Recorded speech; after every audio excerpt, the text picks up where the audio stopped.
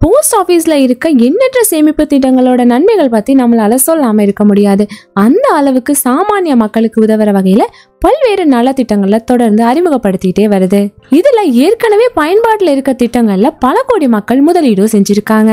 அந்த வகையில போஸ்ட் ஆபீஸ்ல கிடைக்கிற மாதாந்திர சேமிப்பு திட்டம் மூலமா எப்படி 60,000 ரூபாய் வரைக்கும் வருமானம் ஈட்டுறது அப்படிங்கறத பத்தி தான் இந்த வீடியோல நம்ம பார்க்க போறோம். வேலைக்கு போறது, பணம் சம்பாதிக்கிறது, அதுக்கப்புறமா ஒரு நல்ல முதலீட்டு திட்டத்துல முதலீடு செய்யறது, இதுதான் பணத்தை சேமிக்கிறதுக்கு பலரும் பயன்படுத்துற முறை. ஆனா நீண்ட காலத்துக்கு முதலீடு செய்யும் போது உங்களோட பணம் பாதுகாப்பாக இருக்கிறதையும் உறுதி செய்யறது அவசியம். முதலீடு செய்யணும் அப்படின்னாலே மாத சம்பளக்காரர்களுக்கு கொஞ்சம் கடினமானதா இருக்கலாம். ஏன்னா விலைவாசி உயர்ந்திருக்க நிலையில எல்லா மாதங்கள்லயுமே ஒரு குறிப்பிட்ட தொகையை முதலீடு செய்யணும் அப்படிங்கிறது பலருக்குமே கடினமானதா தான் இருக்கும். இந்த மாதிரியான நேரங்கள்ல போஸ்ட் ஆபீஸோட மாதாந்திர வருமான திட்டம் மூலமா நீங்க பயனடையலாம். போஸ்ட் ஆபீஸ்ல இருக்க ஒரு வகையான சேமிப்பு திட்டம் தான் மாதாந்திர சேமிப்பு திட்டம். இதுல ஒரு முறை முதலீடு செஞ்சீங்க அப்படின்னா 5 வருஷத்துக்கு அப்புறமா வட்டி வருமானத்தை உங்களால பெற முடியும்.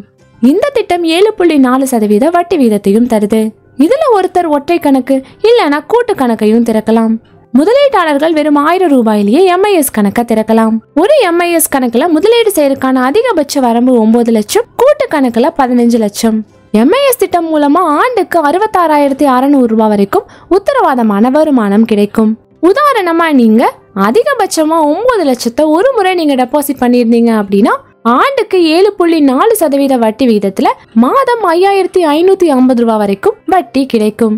அதன்படி 12 மாதங்கள்ல மொத்தமா 66,600 ரூபாய் உத்தரவாதமான வருமானத்தை பெற முடியும். இதன் மூலமா 5 ஆண்டுகள்ல 3,33,000 ரூபாய் வரைக்கும் உறுதியான வருமானத்தை பெற முடியும்.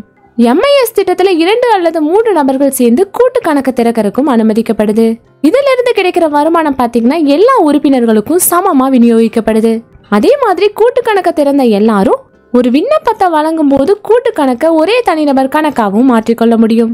இந்த MIS கணக்கை திறக்கிறதுக்கு உங்களுக்கு ஆதார் அட்டை, பாஸ்போர்ட், வாக்காளர் அடையாள அட்டை அல்லது ஓட்டுநர் உரிமம், பாஸ்போர்ட் சைஸ் போட்டோ இதெல்லாம் தேவைப்படலாம். ஸோ நீங்களும் இந்த மாதாந்திர சேமிப்பு திட்டத்தில் பயன்பெறணும்னு நினைச்சீங்கன்னா உங்களுக்கு பக்கத்தில் இருக்க போஸ்ட் ஆஃபீஸில் போய் உங்களோட கணக்கை ஆரம்பிக்கலாம். ஸோ இந்த வீடியோ உங்களுக்கு ரொம்பவே யூஸ்ஃபுல்லாக இருக்கும் நம்புறோம். இதே போல மணி ரிலேட்டட் வீடியோஸ்க்கு இந்த வீடியோக்கு ஒரு லைக் பண்ணிட்டு நம்ம சேனலையும் சப்ஸ்கிரைப் பண்ணிடுங்க.